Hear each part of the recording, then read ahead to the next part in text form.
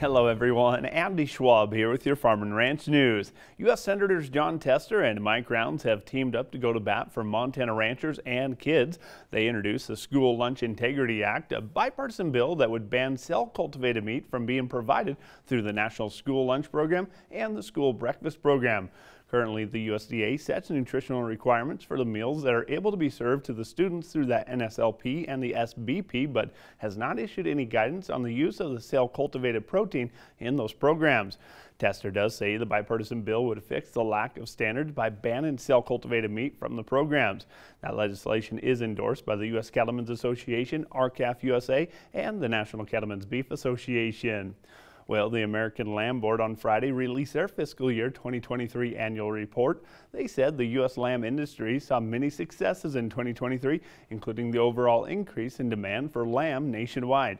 However, this comes at a critical point when the U.S. flock numbers are declining. Some of the highlights from the report also noted consumers across the U.S. wanting sustainable food sources, promotional efforts aimed towards growing the food blogger network and other cooking classes and events, and young leader development was a focus on their industry outreach initiatives.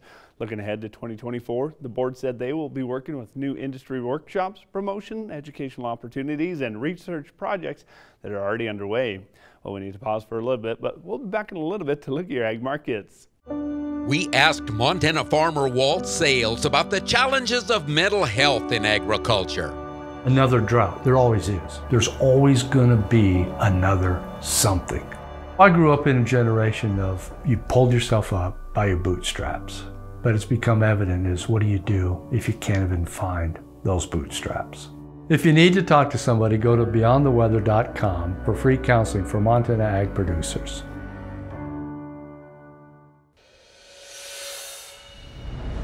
Welcome back, friends, to your Ag News and your markets. The U.S. Cattlemen's Association reiterated its call to strengthen and establish a national animal identification system that works for all and is accountable for all producers. They say it should be no private control of the data or access to that data without the prior approval of a listed owner of the cattle at the time of the application of the ID tags. All of the official USCA tag information should also be held in the animal health databases and shared with federal health officials only as needed. USCA also insists that under no circumstances should the National Cattlemen's Association coordinate or control any of the producer data. They say producers should also never be responsible for more than the cost of the tag. Now, USCA President Justin Tupper said they do support a voluntary national animal identification program and oppose establishing a national mandate. Well, the cattle markets worked their way were like a well-oiled machine last week as both the board and the cash cattle trade found outstanding support. This week, of course, is the release of that biannual cattle inventory report that could have implications, that is, on the optimism. Sale barns were also buzzing last week with no major cold snaps to worry about. For Billings livestock, the prices were warming up just as fast as that thermometer. And the price comparisons at Newell sheep yards were unavailable due to the time between the sales. However, higher undertones were certainly noted throughout. And despite a dip on the Friday grain markets, the wheat complex finished their week higher than they did the previous week. Global competition remains the biggest struggle as Russia continues to dominate that world front.